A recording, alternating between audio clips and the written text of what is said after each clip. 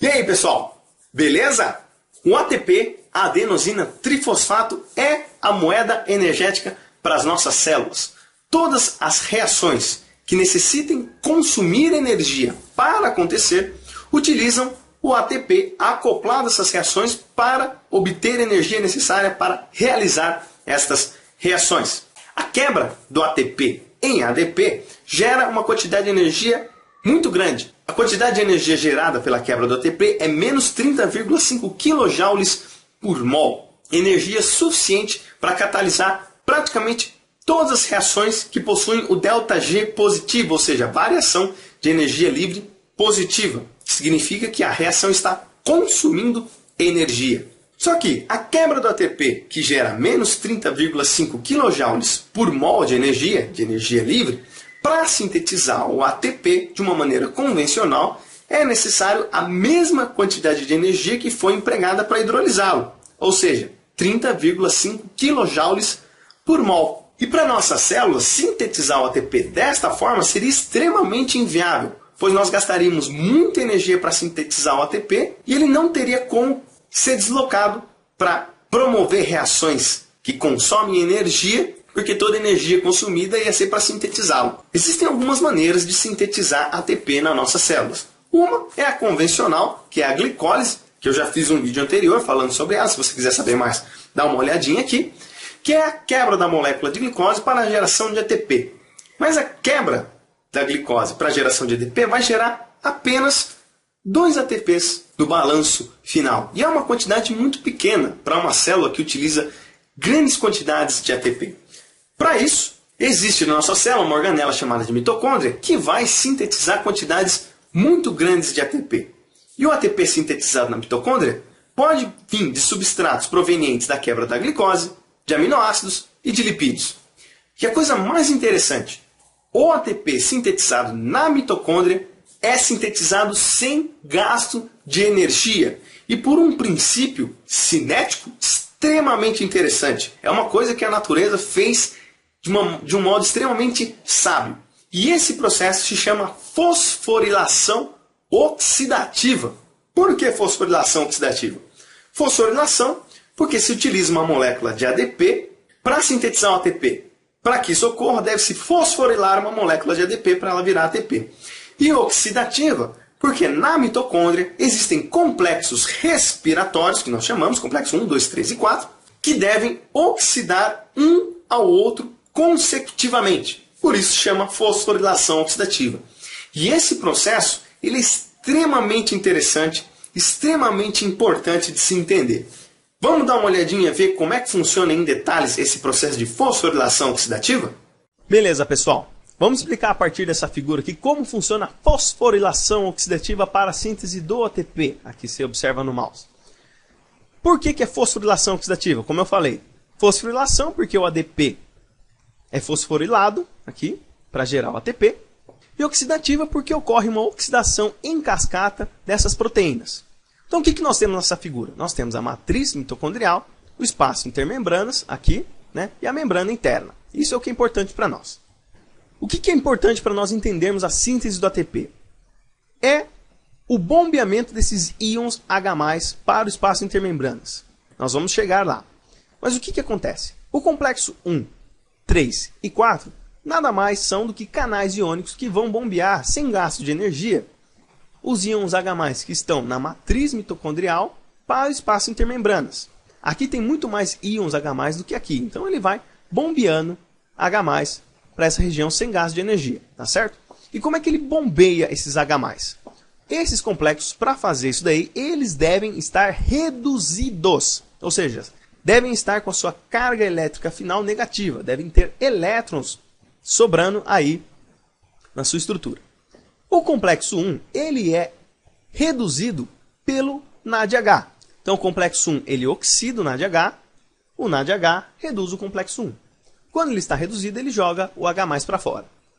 Essa esferinha rosa aqui, que é o biquinona, ela é capaz de oxidar o complexo 1. Se o complexo 1 está oxidado, o complexo 1 vai reduzir ao biquinona. Ele oxidado, ele não joga mais H+ para fora. Aí a ubiquinona ela vem até o complexo 3. O complexo 3 é capaz de oxidar a ubiquinona. Quando a ubiquinona é oxidada, ela reduz o complexo 3. O complexo 3 reduzido, por sua vez, joga o H+ para fora. O citocromo C, que é essa nuvenzinha azul, é capaz de oxidar o complexo 3. Ele oxidado, ele fecha o seu canal e não joga mais íons H+ para fora. Dessa forma, o citocromo fica reduzido. O citocromo, por sua vez, é oxidado pelo complexo 4.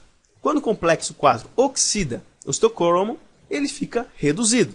E quando ele está reduzido, ele também joga o H+ para fora. Aí já não tem mais nenhum outro complexo aí. Para onde vai esse elétron? Esse elétron ele vai parar lá no oxigênio, que é o último agente oxidante aí nessa cascata. O oxigênio é, de todos esses produtos aqui, o agente mais oxidante. Então ele capta esse elétron aqui do complexo 4, oxida esse complexo e fica reduzido e é transformado em água. Por isso que chama respiração celular também, né?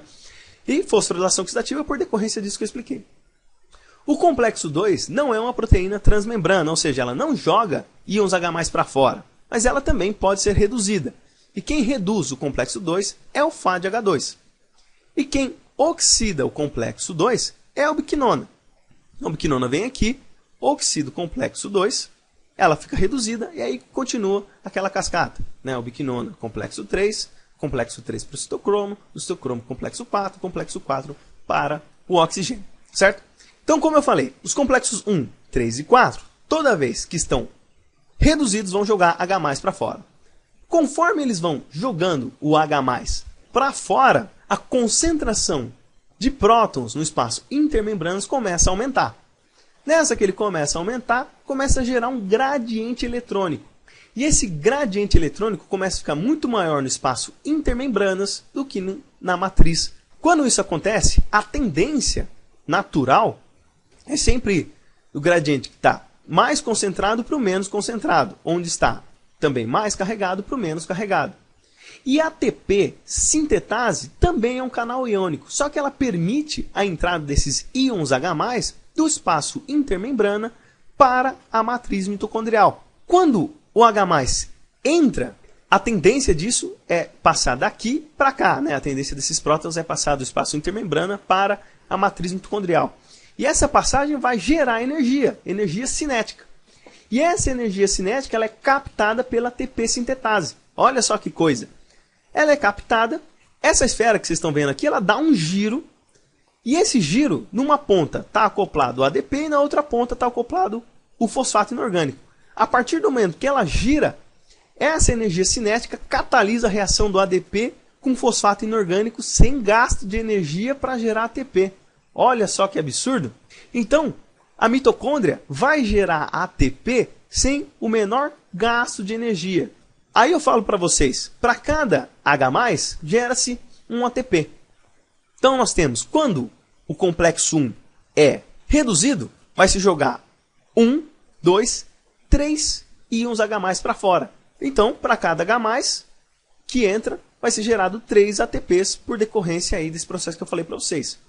Quando se reduz o complexo 2, como não joga H+ para fora, apenas vai se jogar H+ pelo complexo 3 e 4. Então, nessa condição, a partir do complexo 2, se gera 2 ATPs.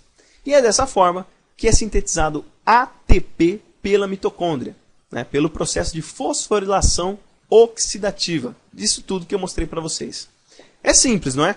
É interessante e é maravilhoso de como a natureza consegue produzir ATP sem gasto de energia, utilizando os seus próprios princípios da termodinâmica, né? As leis da física. Beleza? Opa! E uma coisa que eu esqueci de falar para vocês. Quando a gente estuda geração de energia, né, lá na glicólise e também no ciclo de Krebs, nós sempre falamos que o NADH é responsável por gerar 3 moléculas de ATP e o FADH2 é responsável por gerar 2 moléculas de ATP. Naquilo que eu expliquei para vocês, eu falei, o NADH ele reduz o complexo 1 e o FADH2 reduz o complexo 2. Que nem eu falei, quando você reduz o complexo 1, 3 e 4 vão bombear íons H+ para o espaço intermembranas. Esses H+ que vão ser bombeados, os 3 íons H+, eles vão voltar pela ATP sintetase para gerar 3 ATPs. Por isso que o NADH gera 3 ATPs aí. E o FADH2, como ele reduz o complexo 2 e o complexo 2 não é transmembrânico, somente o complexo 3 e 4 vão jogar H+ para fora, por isso que o FADH2 vai gerar apenas 2 ATPs. Beleza? Só mais esse pequeno detalhe que eu tinha que explicar para vocês. E uma última coisa. Tá vendo essa criança aqui? Pois é, ela que vai para o sorteio no dia 5 de abril. Aí, então se você ainda não está participando, está assistindo esse vídeo e não está participando, entra lá no grupo, o link está aqui embaixo do grupo do Facebook, participa, dá joinha lá e comenta o tópico que eu coloquei, na qual eu falei sobre o sorteio. Aí você já vai estar automaticamente participando. Beleza? Não vai gastar um centavo, vai gastar apenas de 20 a 30 segundos do seu dia para participar, para concorrer a um livro de fisiologia da Linda Constanzo. Tá certo? Então, é isso aí, rapaziada. Eu sou o Fernando Mafra e esse foi mais um vídeo aqui da Escola de Ciências da Vida. Forte abraço a todos!